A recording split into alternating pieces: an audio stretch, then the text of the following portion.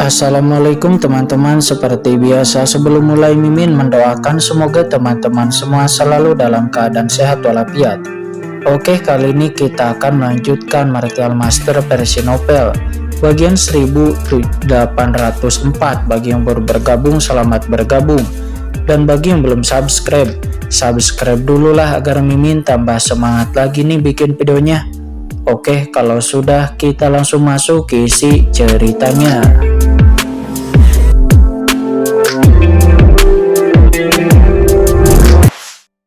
Jadi dia merilis berita untuk menarik semua orang. Sejak awal ini sudah menjadi jebakan. Dan para master wilayah terlarang, mereka semuanya tergoda untuk meninggalkan tempat ini, melemparkan diri mereka ke dalam perangkap satu demi satu dan menjadi ngengat bagi orang lain. Setiap orang yang hadir adalah korban rencananya. Ini terlalu kejam. Semua master yang hadir tidak dapat menahan hati yang gemetar dalam hati mereka, menunjukkan keputusasaan. Dia telah mengatur begitu lama. Saya khawatir dia telah membuat rencana untuk membunuh mereka semua. Aneh. Kaisar Simei punya pikiran dan dalam sekejap langit dan bumi berubah warna seolah-olah badai melonjak dari udara tipis. Angin dan hujan penuh dengan kemarahan. Boom! Napas yang mengerikan lahir di antara langit dan bumi, menekan Jia Luo Mingju di bawah. Senior Simei, karena leluhur ini telah merencanakannya selama bertahun-tahun. Bagaimana mungkin Anda tidak siap untuk itu? Mengapa Anda menolak dan menyia-nyiakan usaha Anda sendiri?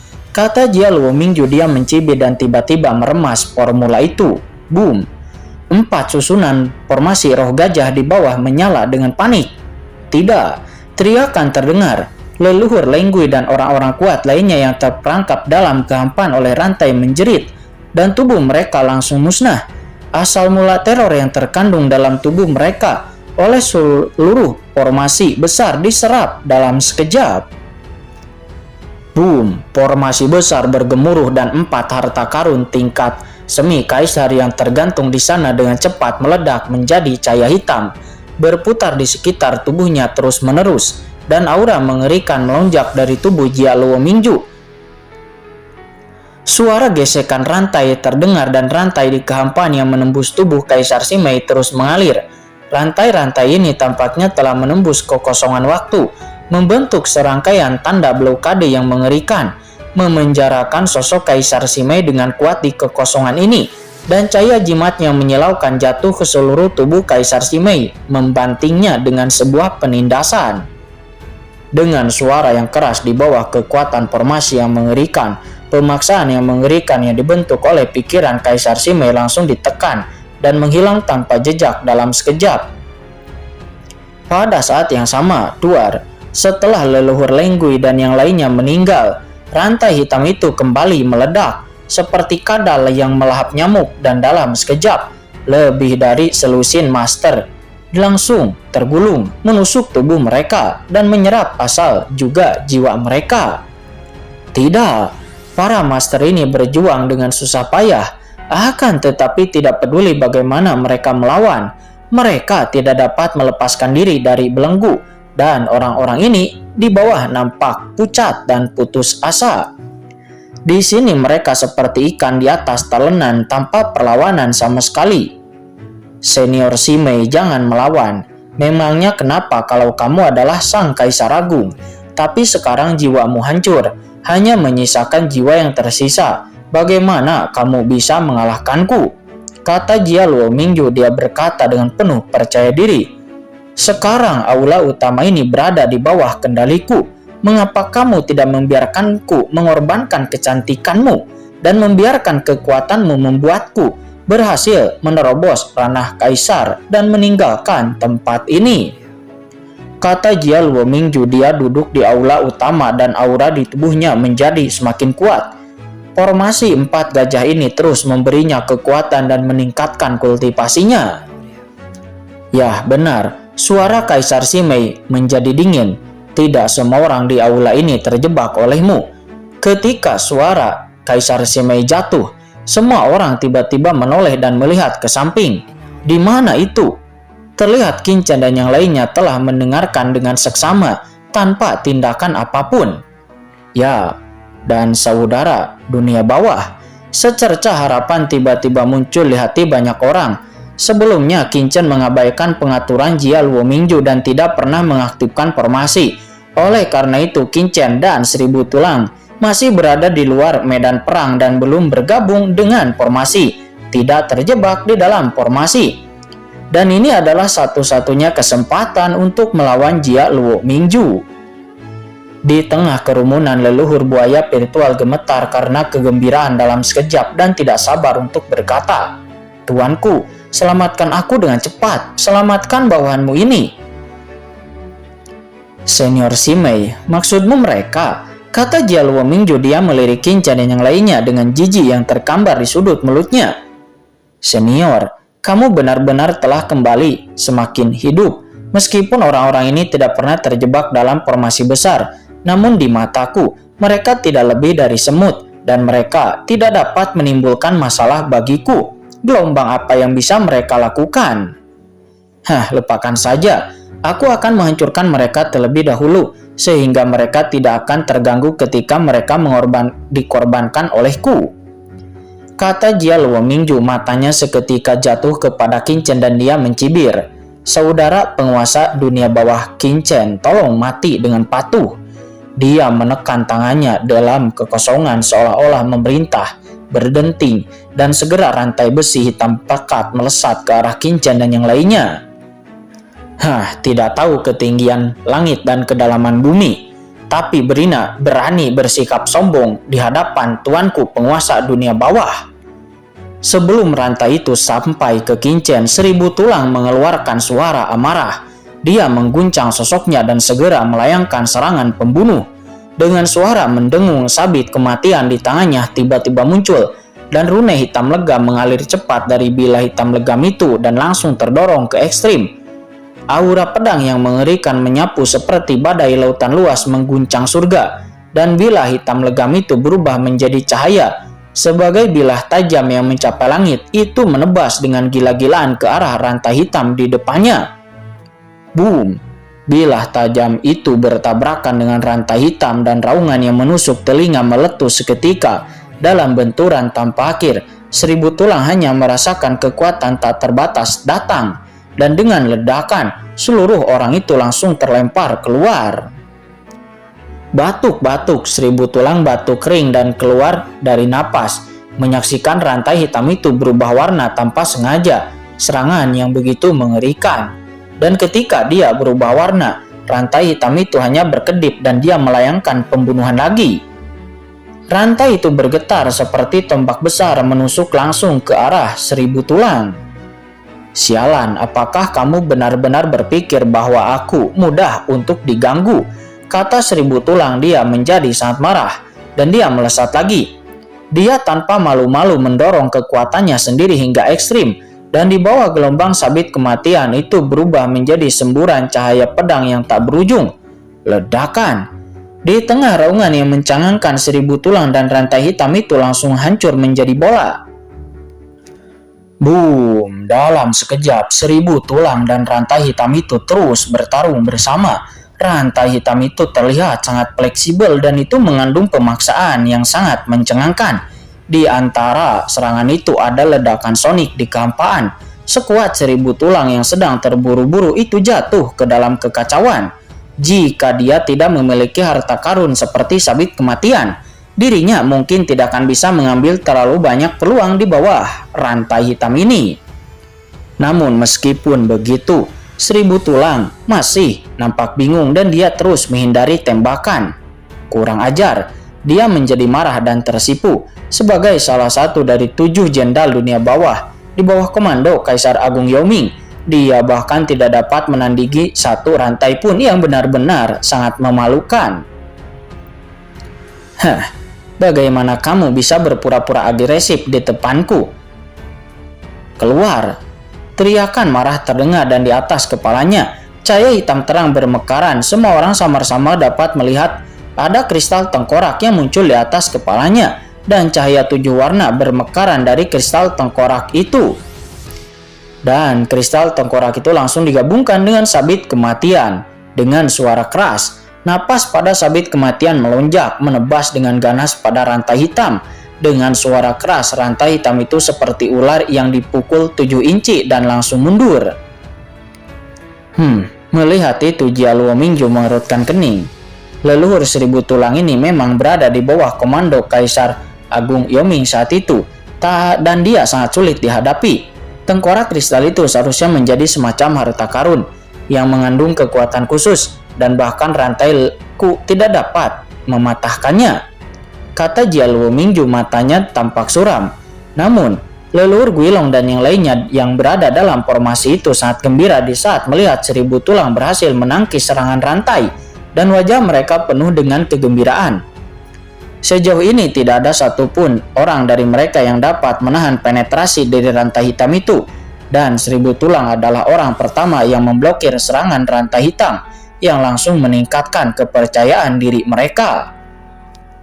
Tuan seribu tulang, ayo, kata leluhur buaya virtual. Dia tidak sabar untuk mengaum, mendengus.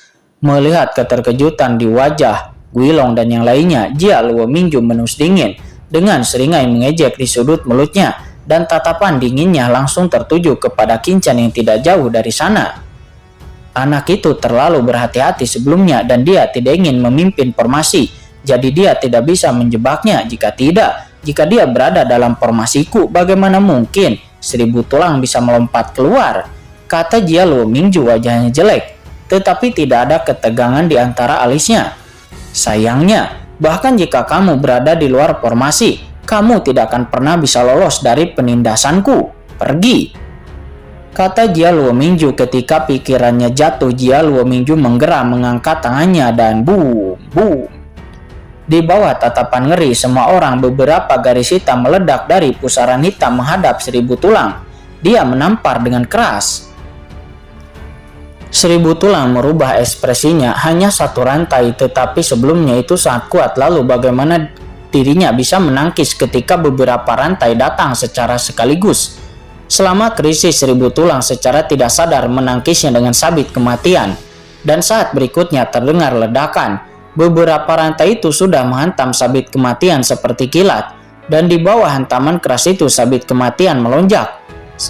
Sebuah lingkaran hitam menghantam dahsyat yang mengerikan. Seribu tulang langsung terlempar dan kekosongan di belakangnya meledak. Dengan dengusan teredam, asal di tubuh seribu tulang berfluktuasi dan dia hampir menyemburkan seteguk darah hitam. Namun dia dengan keras kepala menahan diri dan mempertahankan sikapnya sebagai orang kuat. Sialan, ini masalah, kata seribu tulang. Dia tampak tenang di permukaan, tapi dia sangat cemas dalam hatinya. Rantai hitam itu terlalu menakutkan. Sekarang dia tidak dalam masa jayanya, dan dengan kekuatannya saat ini dia akan tidak tahan. Jika ini terus berlanjut, cintraku di hadapan semua orang akan runtuh, kata seribu tulang. Dia begitu cemas sehingga dia buru-buru menoleh ke samping ke arah Qin Chen. Boom. Namun pada saat ini rantai hitam itu sama sekali tidak memperdulikan pikiran di benak seribu tulang dan meledak lagi. Akhirnya seolah merasakan kecemasan di hati seribu tulang saat ini, Qin Chen tampak acuh tak acuh dan segera memberikan instruksi kepada leluhur iblis darah dan yang lainnya di sampingnya. Baik tuanku. Begitu suara Qin Chen jatuh, 3 ahli teratas yaitu leluhur seribu tulang, iblis tua Xuan Gui, dan serangga pemakan jiwa menghentakkan kakinya ke tanah. Rantai hitam itu datang dengan keras. Boom. Dalam sekejap ledakan yang mengejutkan bergema di langit dan bumi, dan beberapa pria kuat bergandengan tangan untuk melawan rantai itu bolak-balik. Hahaha, nah mari kita lihat apa lagi yang bisa kamu lakukan, kata seribu tulang sangat gembira dan tertawa terbahak-bahak. Mendapat bantuan dari 3 ahli lainnya, seribu tulang tidak lagi panik seperti sebelumnya, tetapi dia menunjukkan sikap seorang pria yang kuat. Sementara dalam formasi, Guilong, Guiju yang terperangkap dan yang lainnya tiba-tiba menunjukkan kegembiraan. Diblokir, mereka semua terangsang di hati mereka. Meskipun seribu tulang dan yang lainnya yang bertarung di luar, mereka bahkan lebih gugup daripada tidak bertarung secara langsung. Kalian ikuti leluhur ini, jebak rantai ini, dan jangan biarkan anak itu menjadi sombong. kata Seribu Tulang. Dia tertawa dan memerintahkan serangga pemakan jiwa dan yang lainnya untuk bertarung, bertindak seperti seorang pemimpin. Mata Jia Luomingju berkilat. Tampaknya dia terkejut dengan efektivitas tempur bawahan Qinchen, terutama leluhur Seribu Tulang dan serangga pemakan jiwa. Keduanya benar-benar ahli teratas tingkat puncak transenden, dan mereka juga yang terbaik di antara puncak transenden. Belum lagi Seribu Tulang, setidaknya dia pernah berada di bawah komando Kaisar Agung Yaoming. Meskipun dia sedikit berantakan, kultivasi dan kekuatannya tidak boleh diremehkan. Setidaknya pengalaman bertarungnya sangat kaya. Sedangkan serangga pemakan jiwa, dia juga berada di bawah komando Kaisar Agung Raja Cacing Hantu, dan dia telah dipenjara di sini selama bertahun-tahun dan bahkan telah mengambil tubuh seorang ahli Kaisar Semu.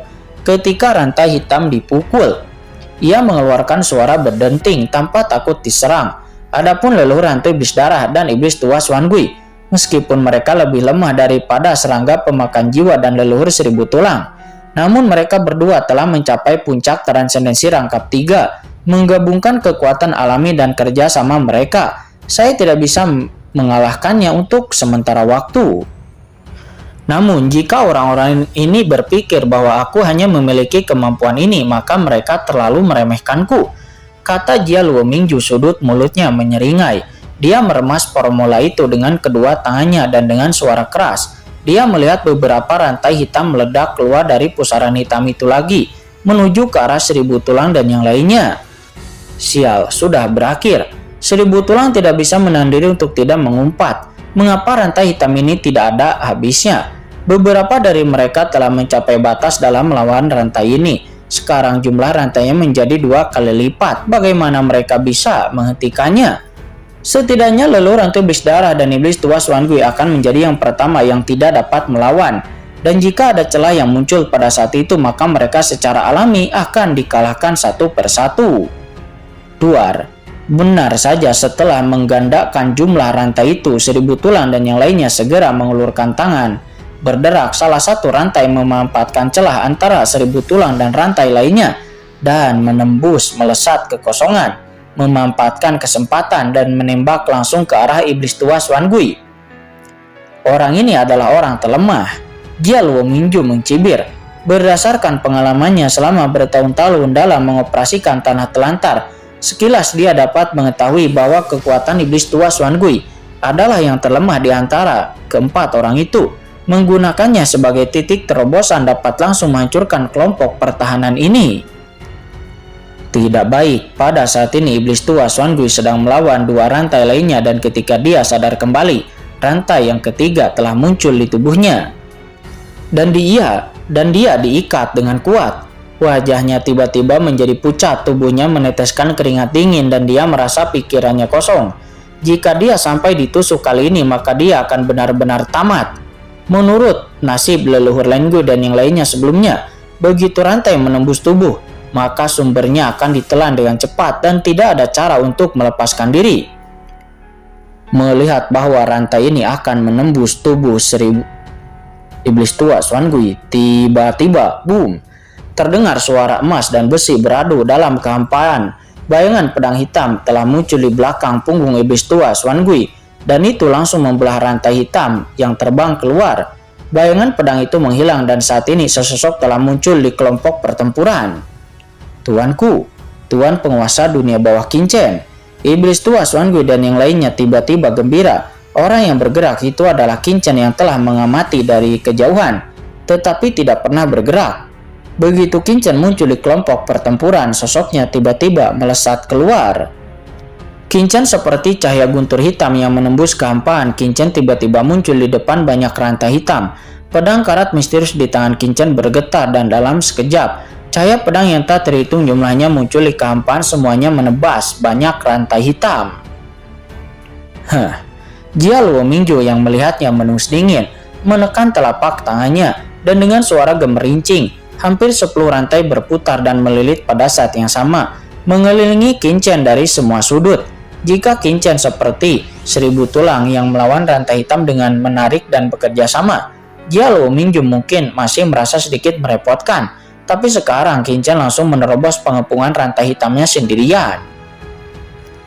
Tidak baik, melihat pemandangan seperti itu semua orang yang hadir berubah warna. Kincen ini terlalu gegabah, dia seharusnya tidak menerobos pengepungan sendirian.